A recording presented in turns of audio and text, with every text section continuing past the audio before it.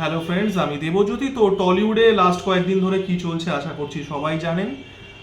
যে ফেডারেশনের সাথে ডাইরেক্টর গিল্ডের যে কন্ট্রোভার্সিটা ছিল রাহুল মুখার্জিকে কেন্দ্র করে, তো সেই কন্ট্রোভার্সিটা আশা করা যায় হয়তো সামনের দু একদিনের মধ্যে হয়তো এটা রেজলিউশন পেতে চলেছে। কারণ আমাদের টলিউডের দুজন বড় মুখ, তাদের মধ্যে একজন রাজনীতিবিদও বটে, তো তারা আমাদের মাননীয় মুখ্যমন্ত্রীর সাথে বৈঠক করেছেন এবং সম্ভবত একটা রেজলিউশন চলে আসবে। এবং সেটা ভালো, কারণ অনেকগুলো মানুষের লাইভলিহুড, অনেকগুলো মানুষের রুজি রুটি এটার উপরে নির্ভর করছে। আমার বিষয়টা সেটা নিয়ে নয়। আমি ফেডারেশন বনাম ডাইরেক্টরস গিল্ডে স্পেসিফিক্যালি এই বিষয়টা নিয়ে আলোচনা করেছি, আমার পয়েন্ট অফ ভিউটা রেখেছি, সেই ভিডিওটা দেখতে পারেন। আমার আজকের ভিডিওটা হচ্ছে একটা বৃহত্তর বিষয় নিয়ে, যে বিষয়টা নিয়ে মানে এই যে ঘটনাটা, এই একটা আইসোলেটেড তুচ্ছ ঘটনা এটা নয়, এবং এটা অনেক বড় একটা কি বলবো একটা সামাজিক এবং পলিটিক্যাল ক্রাইসিস যেটার মধ্যে দিয়ে আমরা যাচ্ছি। এটা নিয়ে ডিসকাস করব এবং এই ভিডিওতে আমি অনেক রাজনীতি সংক্রান্ত কথা বলবো। নাম আমি কারণ নেব না, বাট আপনারা আশা করছি বুঝতে সবই পারবেন। আমাদের টলিউড ফিল্ম ইন্ডাস্ট্রির সব থেকে বড় সমস্যাটা কোথায় বলুন তো?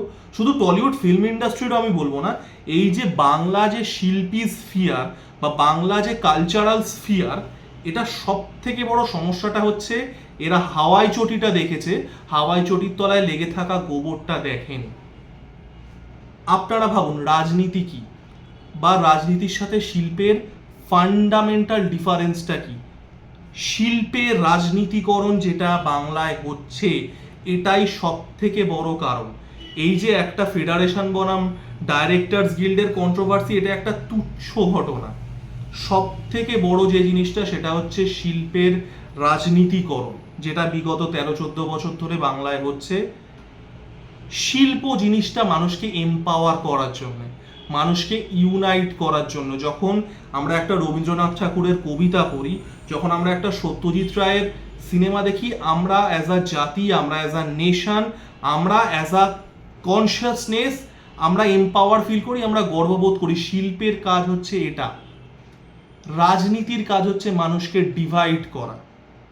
রাজনীতি যেভাবে একটা ডেমোক্রেটিক রাজনীতি চলে, সেটা হচ্ছে আপনাকে মানুষকে বিভাজন তৈরি করতে হবে এবং একটা ক্রাইসিসের জুজু দেখাতে হবে। যদি রিয়েল ক্রাইসিস অ্যাকচুয়ালিতে থেকে থাকে তাহলে খুবই ভালো, যদি না থেকে থাকে তাহলে আপনাকে একটা ওই জুজু দেখাতে হবে, একটা ভয়ের তৈরি করতে হবে যে দেখো ওই পার্টিটা না অমুক কমিউনিটিকে সাপোর্ট করে, তোমরা বিপন্ন, আমায় ভোট দাও, আমি তোমাদেরকে বাঁচাবো। এই ন্যারেটিভও আমরা সবসময় দেখতে পাই ভারতীয় রাজনীতিতে।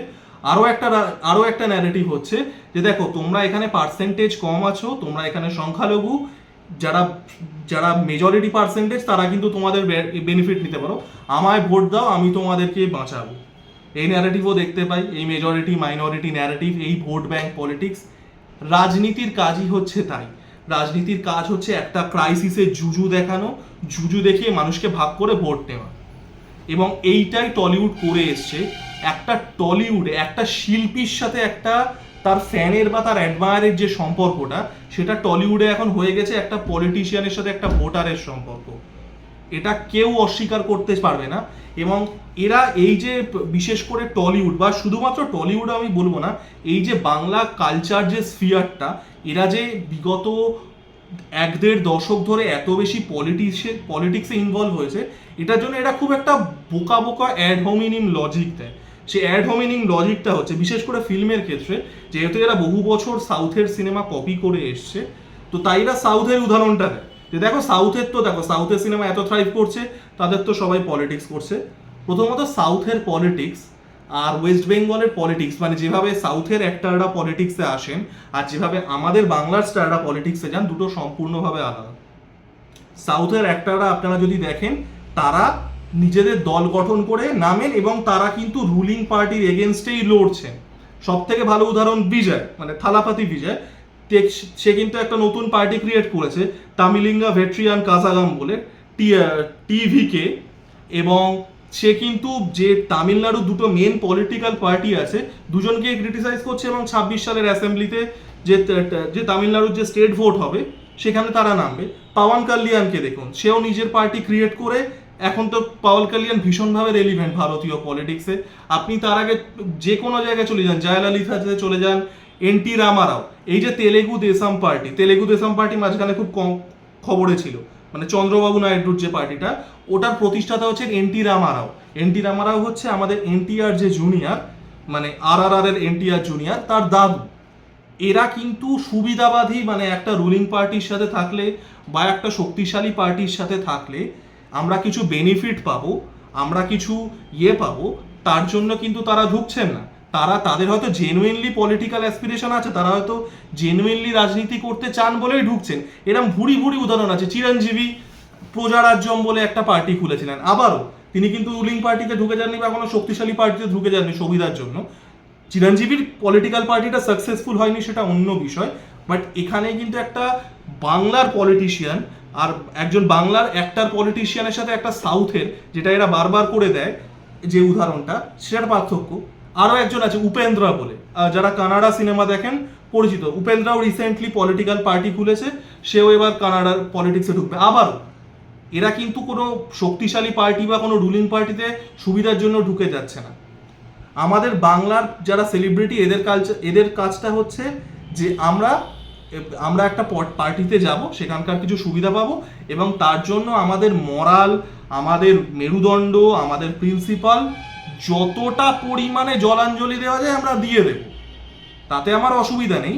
এবার অসুবিধাটা এইখানে হয় যে যখন আপনি রাজনীতিকরণ করছেন একটা কালচারাল স্ফিয়ারের, যখন রাজনীতির মানুষ পলিটিক্যাল স্ফিয়ারে ঢুকছে, তখন ঠিক এই অবস্থাটাই হয়।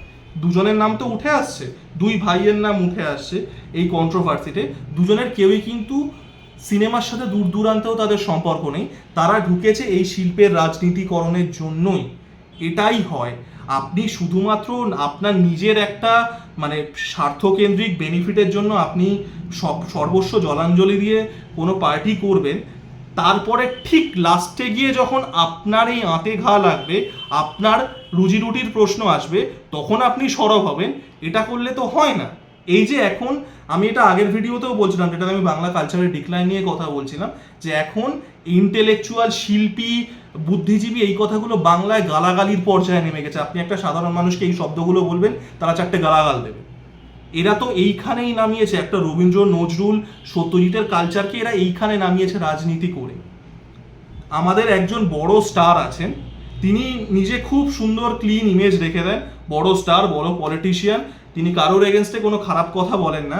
এই যে স্টেটে এত খারাপ অবস্থা, মানে রুলস রেগুলেশন, মেয়েদের সেফটি, এত খারাপ অবস্থা, তিনি কিচ্ছু জানেন না। তিনি সব জায়গায় খুব ক্লিন একটা ইমেজ রেখে দেন, বিরোধী পক্ষকে কোনো খারাপ কথা বলেন না। আজকে তিনি রাস্তায় নেমেছেন। আর একজন এস্টাবলিশ পরিচালক, আবারও যে কথাগুলো বললাম সেই কথাটা এখানেও প্রযোজ্য।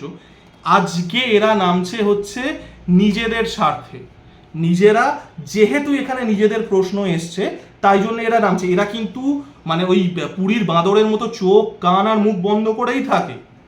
এইখানেই সমস্যাটা। আপনি আজকে এখানে এসেছে এটারই কারণ, যাদের নাম উঠে আসছে তারা প্রত্যেকে রাজনৈতিক ব্যক্তিত্ব, তারা কিন্তু কেউ তারা কিন্তু কেউ শিল্পী নন। আপনি রাজনীতিকরণ করলে আপনি পৃথিবীর যে কোনো জায়গায় দেখে নিন, রাজনীতি আর শিল্প যখন ঢুকেছে সেটার কিন্তু পরিণতি ভালো হয়নি। শিল্পের সাথে রাজনীতির সম্পর্কটা কীরকম হবে? শিল্পের সাথে রাজনীতির সম্পর্ক হবে রাংদে বাসন্তীর মতো, যেখানে সমাজের যে খারাপ বা পলিটিক্সের যে খারাপ দিকগুলো আছে সেটাকে আপনি শিল্পের মাধ্যমে হাইলাইট করছেন। শিল্পের সাথে রাজনীতির সম্পর্ক হবে দ্য গ্রেট ডিক্টেটারের মতো, যেখানে চার্লি চ্যাপলিন অ্যাডলফ হিটলারের যে জিউইশদের এগেনস্টে বা অ্যাডলফ হিটলারের যে নাৎসি পলিসি সেটার ক্রিটিসিজম করেছিল। এগুলো হচ্ছে পলিটিক্সের সাথে শিল্পের সম্পর্ক। পলিটিক্স, শিল্প দুটো একইভাবে কোএক্সিস্ট একমাত্র সেই সময় করতে পারে যখন শিল্প একটা ভয়েস হবে পলিটিক্যাল যে রং ডুইংসগুলো আছে সেই জন্যে। আপনি যদি শিল্পকে পলিটিক্যাল অ্যাডভান্টেজ গেইন করার জন্য ইউজ হন এবং তারপরে সেই ফিল্ডটার আপনি রাজনীতিকরণ করেন, তাহলে এই অবস্থাই হবে। এই আজকে একটা দেখছেন, এরপরে 10টা দেখতে পাবেন। এই যে ঘটনা, এটা আইসোলেটেড কোনো ঘটনা নয়। এটা আজকে খবরে এসছে, যেহেতু একটা বড় প্রোডাকশন হাউস আছে, একাধিক বড় মানে বাংলা সিনেমার বড় নাম ইনভলভ আছে, এই জন্য হয়তো খবর এসছে। এরকম কত কেস হচ্ছে আমরা জানি, এবং এই কেস আরও হবে। এরা পুরোপুরি শিল্পটাকে একটা রাজনৈতিক প্লেগ্রাউন্ড, একটা রাজনৈতিক ব্যাটেল গ্রাউন্ড করে তুলেছে। কি বলবো বলুন? এই যে এরা এখন মরা কান্না কাঁদছে, এদের এগেনস্টেও তো উঠেছে একটা সময় যে এরা লবি করে একটা স্পেসিফিক পার্টির সাপোর্টার যারা নয় তাদেরকে বাদ দিয়েছে। এই অভিযোগ তো বহুবার উঠেছে, এগুলো তো হয়েছে বারবার। শিল্পের রাজনীতিকরণ ঘটেছে এবং এটাই হবে। এবং এই যে বাংলা কালচারের আজকে এই অবস্থা, আমি আগের ভিডিওটাতেও আলোচনা করছিলাম, তার অন্যতম মেন কারণ হচ্ছে এইটা। এবং এই জিনিস আপনারা, আমি আবারও বলে দিচ্ছি, এটা আনফর্চুনেটলি এটা প্রেডিকশনও না, ইটস আ স্পয়লার। এই রকম জিনিস আপনারা বারবার দেখতে পাবেন এর উপর। যে পরিমাণে রাজনীতিকরণ হয়েছে এই জিনিস বারবার হবে। তো যাই হোক, আমার ভিডিওটা কেমন লাগলো জানাবেন। লাইক, কমেন্ট এবং সাবস্ক্রাইব করে আমার পাশে থাকুন। ধন্যবাদ।